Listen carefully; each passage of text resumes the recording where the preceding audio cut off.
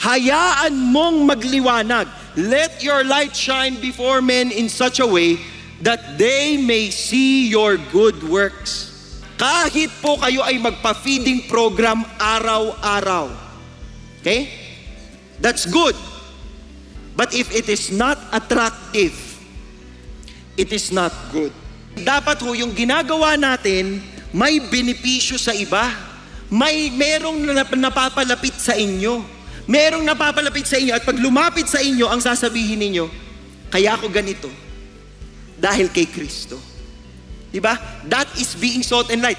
Pag nakita nila yung ginagawa ninyo, they will what? They will glorify your Father who is in heaven.